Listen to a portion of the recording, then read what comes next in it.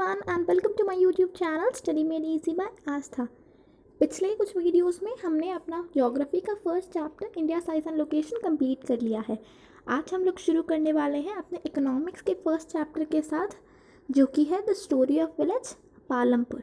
तो शुरू करते हैं हम लोग पालमपुर की कहानी के साथ। यहाँ पे एक छोटा सा ओवरव्यू दिया हुआ है इस पूरे चैप्टर का। यहाँ पे इसमें कह रहे हैं कि ये जो पालमपुर की जो कहानी है, ये पालमपुर एक हाइपोथेटिकल विलेज है, यानी कि इमेजिनरी स्टोरी है, ये असली नहीं है। एंड पालमपुर में ज़्यादातर लोग फार्मिंग को अपना मेन ऑक्यूपेशन समझते हैं। एंड यहाँ पर जो नॉन फार्म एक्टिविटीज़ जो होती हैं वो स्मॉल स्केल मैन्युफैक्चरिंग हो जाता है, डेयरी, ट्रांसपोर्ट, ये सब यहाँ पे एक्टिविटीज़ होती हैं।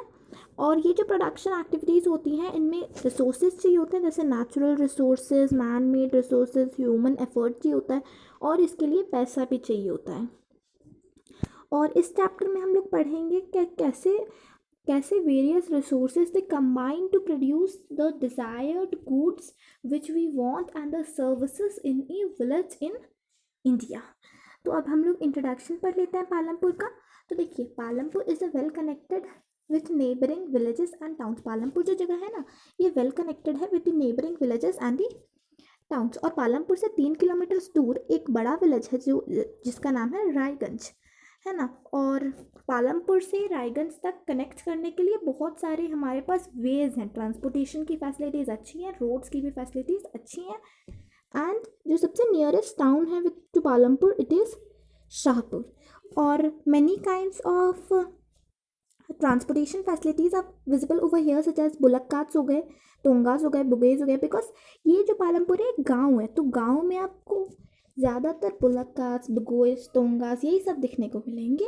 और ये सब गुड़ यानी कि जैगरी ट्रांसपोर्ट करते हैं to the big village that is Raiganj and small town that is Shahpur. और यहाँ पे सिर्फ यही नहीं है कि आपको सिर्फ बुलक कार्ट्स एंड टोंगास यही बस देखने के लिए मिलेंगे, यहाँ पे आपको मोटरसाइकिल्स, जीप, ट्रैक्टर्स, ट्रक्स ये भी देखने को मिलेंगे। और ये जो गांव है पालमपुर का, यहाँ पे 450 फैमिलीज रहती हैं जो कि डिफरेंट कास्ट से बिलोंग करती हैं।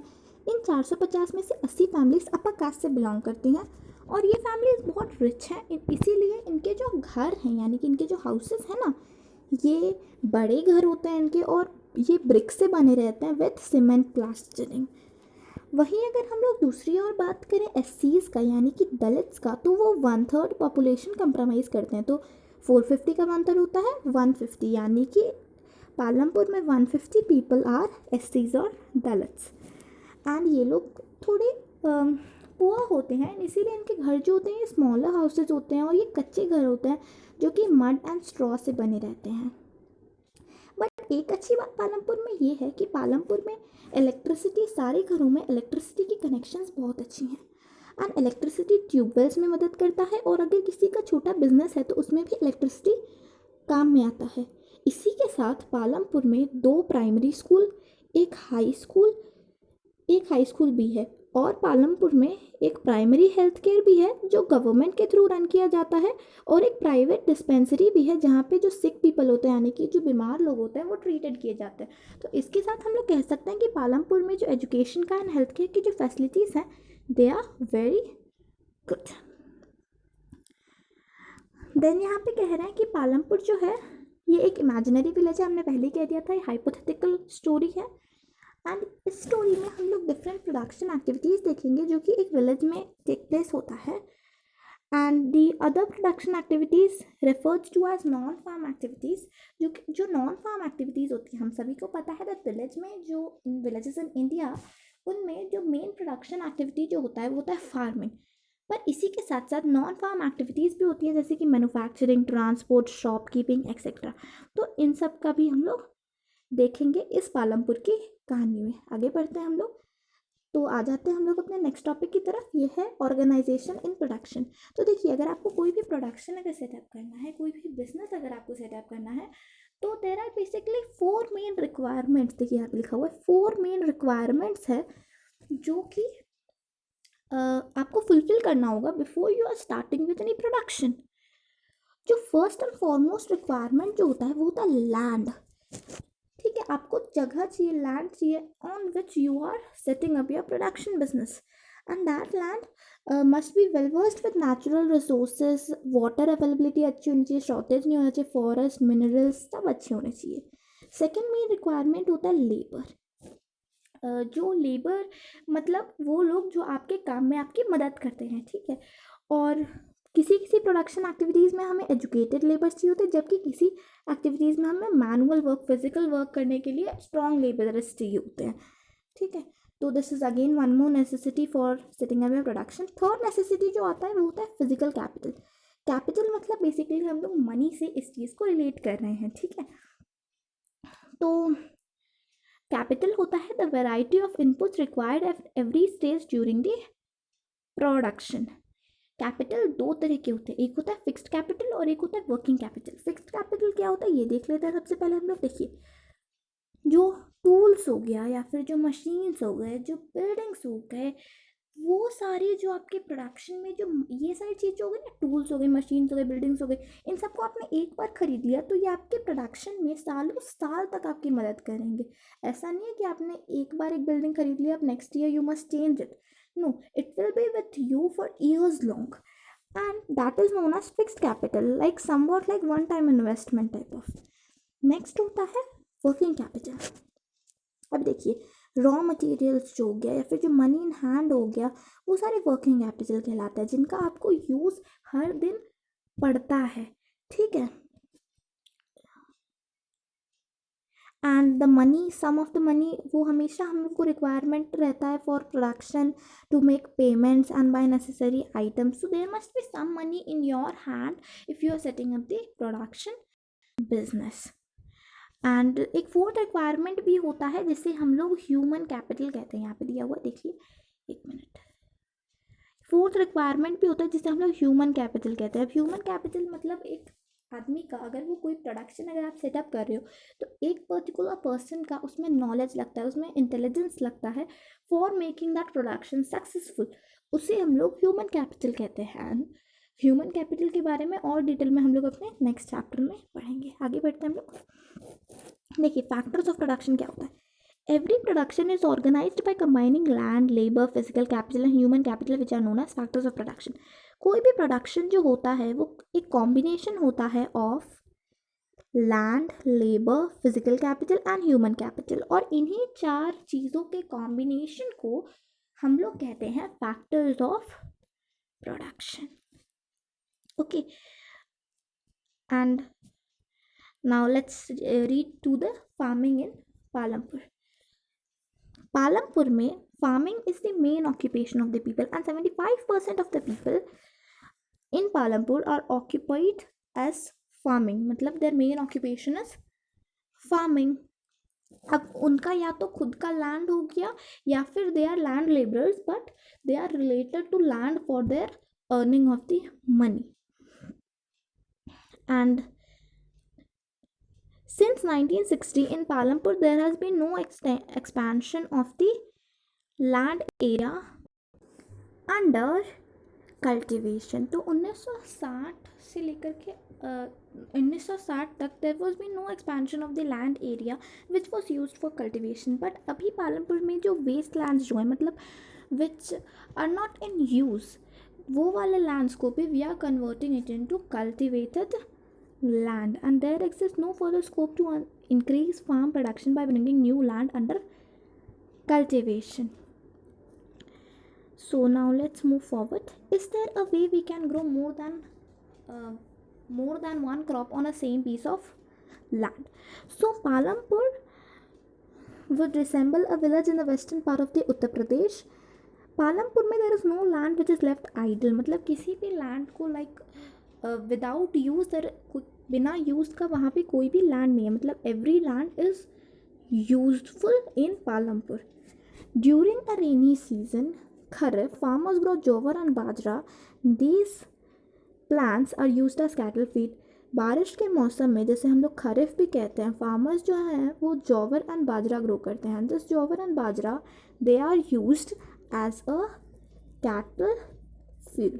This jowar and bajra are used as a cattle feed। And in the month of October and December the farmers grow potato।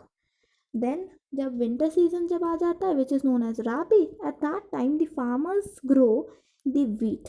And ये जो वीट होता है पूरे ईयर का पूरा स्टॉक फार्मर्स अपनी फैमिली के लिए जमा कर लेते हैं, एंड फिर भी अगर कुछ वीट बचता है that the farmers sell in the market of Raiganj. और साल में एक बार यहाँ पे शुगर केन भी ग्रो होता है। शुगर केन से वो लोग जैगरी बनाते हैं एंड उसे वो लोग शाहपुर के मार्केट में बेच देते हैं। Shahpur we have learn that it is the nearest town from Palampur.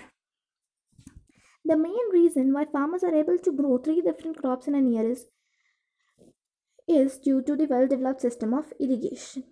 तो जो मेन रीज़न है हम लोग देख सकते हैं पालमपुर में फार्मर्स सबसे पहले तो जोवर एंड बाजरा ग्रो करते हैं in the kharif season, then potato and then rabi crop that is wheat grow करते हैं, and then once a year they grow sugar cane also. So more than 3 different crops are growing in an year. इसके पीछे का reason एक ही है, that is irrigation. Irrigation का system Palampur में बहुत अच्छा है जिसकी वजह से ये पॉसिबल हो पाया है। पहले पालमपुर में पर्शियन व्हील्स रहते थे but now it has been transform to the system of irrigation. Now we'll move forward here. Here comes again one process that is known as multiple cropping.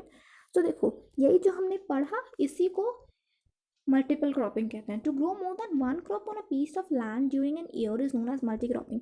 एक से ज़्यादा क्रॉप, समझिए इस चीज़ को, एक से ज़्यादा क्रॉप एक सेम पीस ऑफ लैंड में एक साल में ग्रो करने के प्रोसेस को मल्टीपल क्रॉपिंग कहते हैं। And it is a very common वे जिससे फार्मर्स अपना प्रोडक्शन इंक्रीज कर सकते हैं। एंड सारे फार्मर्स 2 क्रॉप्स तो minimum kharif and rabi crops तो ग्रो करते हैं, एंड थर्ड क्रॉप भी ग्रो होता है एज पोटैटो और sugar cane. So here is a table given that is wheat, bajra, sugar cane and potato. Let's move forward now. Okay, here we come with a word that is yield. तो अब yield क्या होता है? तो देखिए yield is measured that's a crop produced on a given piece of land during a single season. Yield एक measured होता है as a crop produced on a given piece of land on single season. एक single season में एक land में कितना crop produce होता है उसे हम लोग यील्ड कहते हैं। एंड फार्मर्स एज फर्टिलाइजर्स वो लोग पहले काउडंग्स एंड जैसे हम लोग खाद बोलते हैं उसे वो लोग एज फर्टिलाइजर्स यूज़ करते थे। बट देन जब ग्रीन रेवोल्यूशन हुआ in 1960s, then it introduced a new technique of Indian farming in the form of HYV seeds, and HYV seeds was high yielding variety seeds. अब ये high yielding varieties of seeds अगर हम लोग traditional seed से compare करें तो ये हमें बहुत ग्रेटर अमाउंट ऑफ यील्ड देते थे एक सिंगल प्लांट पर। As a result, the same piece of land would now produce far larger quantities of food grains than was possible earlier. जिस लैंड पर पहले बहुत कम ग्रेन्स ग्रो होते थे by using the HYV seeds, उसी land पर we were able to grow much greater amount of grain. But the only condition for this HYV seeds was that they needed plenty of water. Water में हमें कमी नहीं करनी है, chemical fertilizers use करने हैं एंड पेस्टिसाइड्स यूज़ करने हैं। बेस्ट रिजल्ट्स अगर हमें HYV सीड से चाहिए तो। High yields were possible only from a combination of HYV seeds, irrigation, chemical fertilizers and pesticides. Okay, so इन बातों का हमें ध्यान रखना है दैट हम लोग इरीगेशन अच्छा दे रहे हैं, प्लांट को वाटर फैसिलिटीज़ अच्छे दे रहे हैं, पेस्टिसाइड्स यूज़ कर रहे हैं, फर्टिलाइजर्स यूज़ कर रहे हैं, देन हमारा ग्रेन का क्वांटिटी बहुत ग्रेटर अमाउंट से इंक्रीज होगा। जो पंजाब, हरियाणा और वेस्टर्न उत्तर प्रदेश के जो फार्मर्स थे they were the first to introduce this modern farming method in India. और इन्होंने अच्छा इरिगेशन के फैसिलिटीज़ भी लगाए थे, केमिकल फर्टिलाइजर्स यूज़ किए, पेस्टिसाइड्स यूज़ किए, किसी किसी ने फार्म मशीनरी जैसे tractors, threshers, ploughing which made ploughing and harvesting fast. Ploughing और हार्वेस्टिंग के लिए कई फार्मर्स ने ट्रैक्टर्स और थ्रेशर्स भी यूज़ किए। और इतना कुछ करने के बाद उनको रिजल्ट में मिला in the form of high yields of wheat. उन्हें बहुत ज़्यादा यील्ड मिला, बहुत ज़्यादा क्रॉप मिला वीट का जितना उन्हें पहले मिलता था। जो पालमपुर में ट्रेडिशनल वैरायटी सीड से अगर हम लोग वीट ग्रो करते थे तो पहले 1300 kgs पर हेक्टर मिलता था, but by using the HYV seeds now the farmers were able to grow 3200 kgs per hectare of wheat. So you can see HYV seeds use करने के बाद हम लोग को डबल से भी ज़्यादा यील्ड मिलने लगा. So how nice that was. And अब फार्मर्स को अपने लिए तो ज़्यादा मिल ही जाता था और बेचने के लिए भी ज़्यादा मिल जाता था. So the farmers were earning great profit. But here's one thing to tackle your mind for that. For using this HYV seeds, we are using chemical fertilizers, we are using pesticides, we are using irrigation system, tube wells. So somewhere or the other it is harming our natural resources, it is harming our soil fertility. So that's what your next topic, will the land sustain. देखिए, in many areas green revolution is associated with the loss of soil fertility, as I said, the increase use of chemical fertilizers. अब हम लोग chemical fertilisers का बहुत ज़्यादा use कर रहे हैं, इसकी वजह से जो सोइल का जो फर्टिलिटी था that was losing. Also continuous use of ground water for tubewell irrigation has led to the depletion of the water table. हम लोग ट्यूबवेल इरीगेशन के लिए हम लोग ग्राउंड वाटर को कंटिन्यूसली यूज़ कर रहे थे. So it resulted in the depletion of the ground water and the depletion of the water table. And we all know that this water table, water, soil, they take millions of years to get built up again, and so it is somewhere or other harming our soil fertility. Now, how is land distributed in Palampur? This is our next topic. So in Palampur there are 450 families. जिसमें से 150 families have no lands. They are SCs and they are Dalits, and rest of the families में से 240 families, मतलब 450 में से 150 families are landless. Then 240 families they cultivate small plots of land less than 2 hectares, यानी कि they are small farmers. and 2 Hector से भी कम farming करने के लिए उनको एडिक्वेट इनकम नहीं मिलता. 2 हेक्टर से भी कम फार्म में फार्मिंग करने से उनको एडिक्वेट इनकम नहीं मिलता है. और बचे सिर्फ 60 फार्मर्स. बाकी के जो 60 फैमिलीज जो हैं, सिर्फ 60 families in Palampur are the large farmers who cultivate more than 2 hectares of land. A few of them also cultivate 10 hectares of land or more than that. Who will provide the labor? जो small farmers होते हैं, because उनके पास उतना ज़्यादा पैसा नहीं है to hire the labours, तो वो लोग क्या करते हैं, वो अपने फैमिली मेम्बर्स को ही अपने फील्ड के काम में आने के लिए बोलते हैं. They take the help from the family members itself, and इसीलिए उनका लेबर का डिमांड उनके फैमिली मेम्बर्स ही पूरे कर देते हैं. जबकि जो मीडियम एंड लार्ज फार्मर्स जो होते हैं वो लेबर्स को हायर करते हैं बिकॉज उनके पास उनको पेमेंट देने के लिए पैसा है. फार्म लेबर्स होते कौन है? फार्म लेबर्स वो होते हैं जो या तो लैंडलेस फार्मर्स होते हैं या तो वो फैमिलीज़ के फार्मर्स होते हैं जहाँ पे जिनके पास बहुत छोटा प्लॉट ऑफ लैंड है. Unlike farmers, farm labourers do not have the right over the crops grown on a land. भी फार्मर्स की तरह फार्म लेबरर्स को भी जो क्रॉप वो लोग जो ग्रो कर रहे हैं उस पर उन लोग का कोई राइट नहीं है. उसकी जगह पे उन लोग को जो फार्मर्स वेजेस पे करते हैं, अब ये वेजेस या तो कैश में हो सकता है यानी कि डायरेक्ट मनी, या तो काइंड में होता है यानी कि जो क्रॉप वो लोग ग्रो किए उसमें से थोड़ा सा क्रॉप वो लोग दे देते हैं. और इनका काम मतलब place to place, region to region, crop to crop and activity to activity में वेरी करता है. यहाँ पे एक स्टोरी दी हुई थी एक 2 फार्म लेबरर्स की of Dala and Ramkali, about which that said that these both are the very poor farmers in a village and they work in Palampur.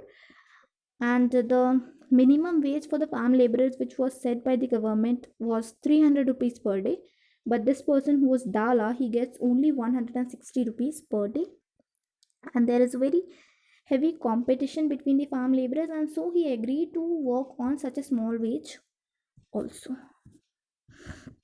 The capital needed for farming. ये farmers जो होते हैं ये पैसा कहाँ से लाते हैं फार्मिंग के लिए? जो स्मॉल फार्मर्स होते हैं उनके पास इतना पैसा नहीं होता, इसलिए वो लोग ये पैसा बोरो करते हैं from money lenders to arrange for the capital. They borrow it from money lenders and traders who supply various inputs for cultivation.